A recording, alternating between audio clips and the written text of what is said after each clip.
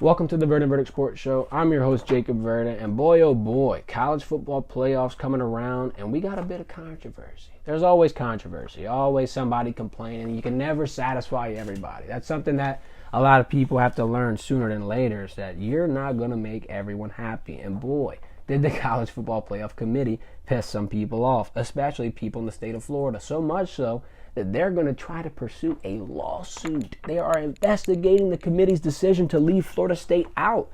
13-0, conference champions. However, no Jordan Travis. And you got a banged up backup quarterback. So I think, it's kind of rough that Florida State got to play the way they played. And, they don't get that closure that they thought they were going to get. However, if Jordan Travis got hurt halfway through the year and the backup carried them to this point, I could kind of see them getting in. But the fact of it is, this is an entirely different team now. The question that the committee was faced with was, who's the best four teams in college football? Who would put the best product on the field currently? Who, not who is undefeated, not who won the conference championship. Who is your best four teams? And if you think that Alabama, SEC champions, should be left out of that list, you're insane, simply put. I'm sorry. But I think that Alabama football wins this game versus Florida State 9 times out of 10. Yeah, it sucks that Jordan Travis got hurt. He's a phenomenal athlete and even, a better human off the field. But to put it simply, right now, without them, they're just not in the top four in terms of potential, in terms of talent, in terms of what kind of product they're going to be able to put out there. You really think Florida State against Michigan, a team that's holding everyone to less than 10 points per game, is going to be able to make some magic happen? I mean, I think that their conference championship game needs to be taken into account as well. It was a slow start. Some people were wondering if they were going to be able to finish it off. I think that, it's tough. You don't get that closure. However, I think Coach Norvell and the Florida State Seminole fans are just going to have to simply wait for next year. Put that passion and fuel it to make these guys perform next year and get right back to this spot. 12-man playoff next year. You don't really have to be as good as you had in the past couple of years.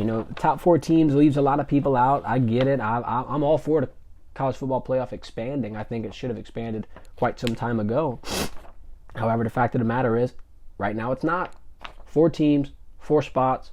Florida State did not make the cut, unfortunately. But with who made the cut, Michigan, Alabama, Washington, and Texas, we got quite a couple decisions on our hands here. We got some interesting decisions because Michigan and Alabama, they got Alabama underdog. Now that throws me off a little bit. Yeah, what jumps off the page at first glance is the coaching experience. Alabama's obviously favored in this side of things. Look at the records in the college football playoff semifinals. Alabama 6-1, Michigan's 0-2. So who's been in this moment and capitalized the most? It's Alabama by far. Now, we're not going to beat that drum too hard because that one's, it's overplayed, it's overused. Let's give credit to Michigan. Both great defenses. Like we said, they allow less than 10 points per game, which is the lowest total in NCAA currently.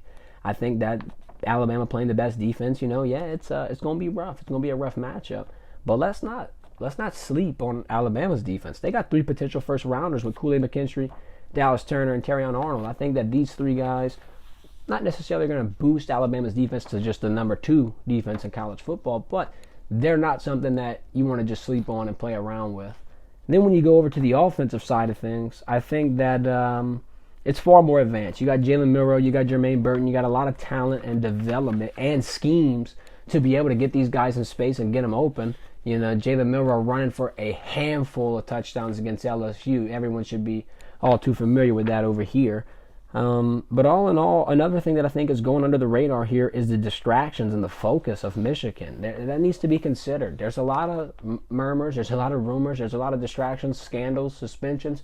A lot of things in Ann Arbor are going to kind of throw the Michigan Wolverines off, I think. And, some people might say, well, it doesn't matter. It's kind of hard to put your best product on the field when you're not 100% focused, especially the coaches. Some of them coaches have not been able to coach every single game over there just because of what's been going on behind closed doors. That's definitely going to kind of put some stress on things. Definitely kind of going to, I'm not going to say prohibit them, but I just think you need to consider everything, especially when you're playing playoff football, when everything has to be at its peak. You can't make any mistakes. You can't have J.J. McCarthy struggle to pass the ball. you're going to have to really capitalize. Like I said, Alabama's defense is going to bring the fight. They're going to bring it. The schemes are going to be great. The coaching experience is going to be cool. They're going to probably be able to get their guys a lot more level-headed than Michigan can, just for the simple fact that, I mean, let's think about this. Nick Saban has never had a recruiting class leave Alabama ringless. Every recruiting class that has walked into Alabama has walked out with a national championship. That says something about the product at Alabama. And I think this year we're going to potentially see that again. Yeah, Alabama's underdog. It ain't by much. And honestly, I'm not going to worry about that. I'd say hammer that plus, get that value while you can. Alabama's going to take on Michigan, get the dub, and advance to another national championship. Move on to the next semifinal. Washington Huskies versus the Texas Longhorns. Man, oh man. You hear all kind of talk Heisman week about Michael Penix Jr. and how great of a quarterback he is. Yeah, he gets the Pac-12 championship. He performs well against Oregon 2 times, not just once, but twice. Goes out, has a game of his life, and shout out to Penix because he's had a phenomenal year. We got to see him at the Manning Passing Academy, and he was a very interesting guy to watch play. And he kind of was one of our, I'm not going to say our favorites for best quarterback in the league, but you hear a lot of talk about Michael Penix and his strong arm and his ability to lead a team, and man, did it come to fruition. Here they are, undefeated in the college football playoff, and they're underdog. How are they underdog? Because they're playing Texas, and Texas has that hype train, and everybody seems to not be able to forget what happened last year in the Alamo Bowl. Or excuse me, everyone is forgetting what happened last year in the Alamo Bowl. Washington was in control for most of the game. These guys literally have experience against each other as less than 365 days ago. That's going to play into Washington's favor because you have their number. You just beat them. Not only did you beat them, but you controlled the game. I think, quite frankly, the only way that Texas has a shot here is by keeping Washington off the field. You got to control that clock. You got to be able to stop Michael Penix from getting that ball down the field. When you're on the defensive side of it, he's going to be able to torch you. You might have a busted coverage that ends up in 6 points right off the bat. Those are the moments that you're going to want to prevent. You're going to want to get Quinn Ewers and your team out there and just chew that clock like it's nobody's business. Because if you give Penix opportunities, more than likely, he's going to cash in on them. I think that Michael Penix is probably one of the better quarterbacks here in college football. And I think that he's going to really want to prove it on this stage. He doesn't get the Heisman Trophy, but he has an opportunity for a national championship. And I think that his coaches as well as his team understand that. Like, yeah, Michael didn't get what he wanted in terms of individual goals, but we can still come together and accomplish a team goal. So not only him, but we don't leave this season empty-handed. There's going to be plenty of teams, like Florida State, that leave this season empty-handed and don't have that closure that they feel like they deserve.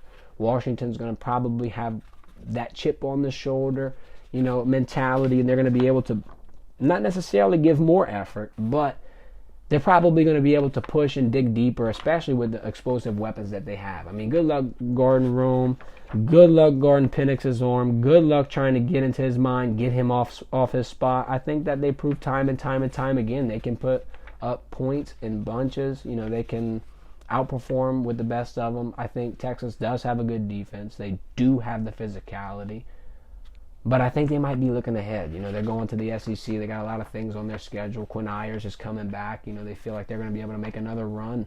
I just think right now, in terms of who's got the most to lose and who's got the most to play for, it's Washington. Yeah, they're underdogs, and I know I'm riding 2 underdogs here, but I just can't see a world where Texas keeps Washington off the field, controls the clock, and muzzles Michael Penix Jr. I think Michael's going to have another great game. I think we could see an Alabama and Washington national championship.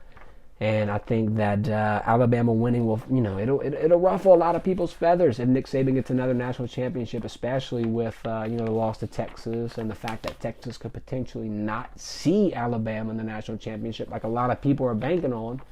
But it'll be interesting to see it play out. It'll be interesting to see what happens, what transpires here. The college football playoff will be keeping a close eye on it. We'll be making some more videos here. This is just our rough analysis several weeks out. But make sure to hit that subscribe button. Hit the follow button on our social medias, linked in bio. Thanks for watching. This has been The Vernon Verdict.